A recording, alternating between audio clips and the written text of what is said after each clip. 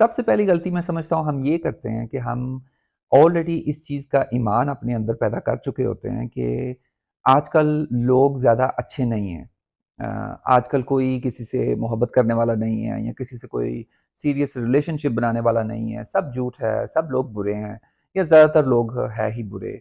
अब वो पुराना वक़्त नहीं रहा, पहले पहले लोग एक-दूसरे से सच्ची मोहब्बत करते थे, एक-दूसरे का ख़्याल रखते थे। आजकल वक़्त बदल गया है और ऐसा कोई इंसान आजकल अवेलेबल नहीं है। तो कहने से मुराद ये है कि आप जितना हो सके इस ईमान को अपने अंदर से ख़त्म करें कि सब लोग आजकल सिर्फ़ एक वो क्या कहते हैं कि सिर्फ़ एक ट्रैश की तरह हैं और they are just looking for sex.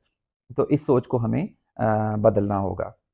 दूसरी गलती जो हम आम तौर पर बेहद ज़्यादा करते हैं, वो ये होता है कि हम किसी से मिले, हम चंद एक दफ़ा खाने के लिए बाहर गए या कुछ डेट्स पर हम गए एक-दूसरे के साथ और हमें फ़ौरन इस चीज़ की जल्दी होती है कि ओके, अब हमारा जो रिलेशनशिप का जो हमारा स्टेटस है उसका जो टाइटल है, वो अब क्या है? क्या हम अब गर्लफ्रेंड बॉयफ्रेंड बन गए हैं? क्या हम बॉयफ्रेंड्स बन गए हैं? क्या हम गर्लफ्रेंड्स बन गई हैं?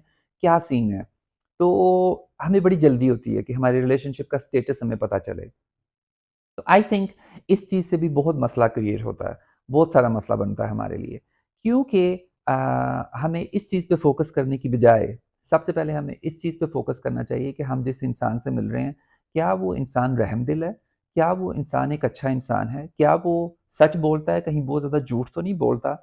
और वो इंसान मुझे कैसा ट्रीट कर रहा है? आपने जल्दी नहीं करनी कि हमारा जल्दी-जल्दी पता चले कि क्या हम अब गर्लफ्रेंड बॉयफ्रेंड हैं या नहीं हैं।